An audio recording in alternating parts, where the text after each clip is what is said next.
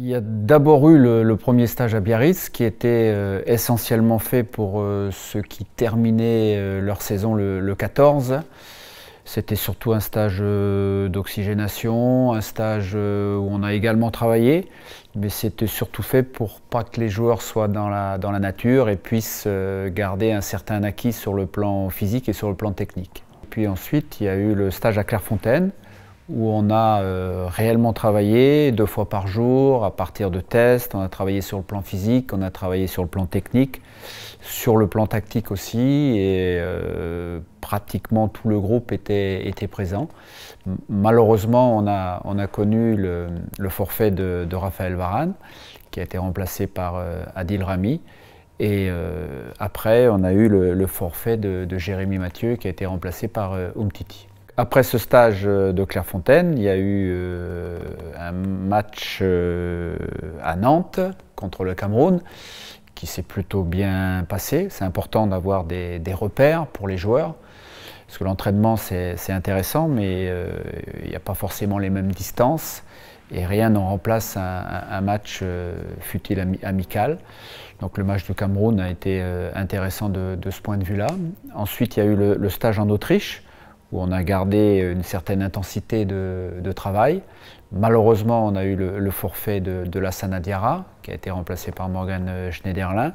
Mais au niveau du travail, il y avait une bonne intensité. Et d'ailleurs, ça s'est traduit par une bonne prestation lors du match contre l'Écosse, à Metz, qui clôturait un petit peu nos stages de préparation, puisque l'UEFA nous oblige à être dans le camp de base à partir du 5 jours avant le premier match, c'est-à-dire à partir du 5 juin, qui était le lendemain de notre dernier match de préparation. On n'a pu en faire que 2, parce que la préparation est beaucoup plus courte pour cette grande compétition qu'est l'Euro, beaucoup plus courte que lors du dernier mondial. Donc il a fallu s'adapter. Il y avait une atmosphère studieuse. Il y avait aussi une atmosphère joyeuse dans le sens contact avec le public, que ce soit à Biarritz, que ce soit à Nantes, que ce soit à Metz, que ce soit en Autriche. On a senti vraiment un public qui communiait avec les joueurs. Et puis il y a aussi eu beaucoup de travail d'effectuer, et je pense que ça s'est ressenti dans les matchs qu'on a pu faire.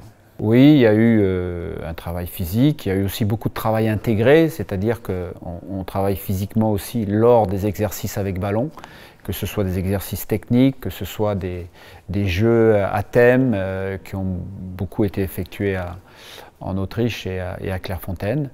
Voilà, c'est pour amener l'organisme au maximum de ses possibilités. Et là, on est dans la dernière phase à Clairefontaine, dans les jours qui précèdent le match contre la Roumanie. Donc on est plus dans une phase d'affûtage, c'est-à-dire qu'on garde l'intensité, mais on diminue la quantité de travail. Et il n'y a plus qu'un entraînement par jour. Et il faut avoir le maximum de jus pour le 10 juin prochain. Je pense qu'on est prêt. Dans le foot, il y a toujours une part d'incertitude, et elle existe, cette part d'incertitude.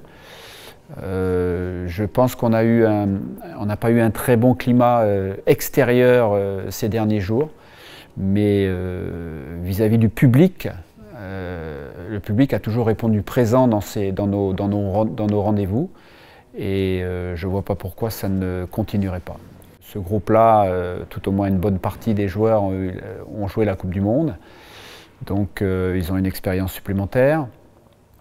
Et évidemment que plus on va approcher du match, plus on va sentir cette tension, mais cette tension qui doit nous faire aller encore plus haut, encore plus fort, et qui doit nous rendre encore meilleurs.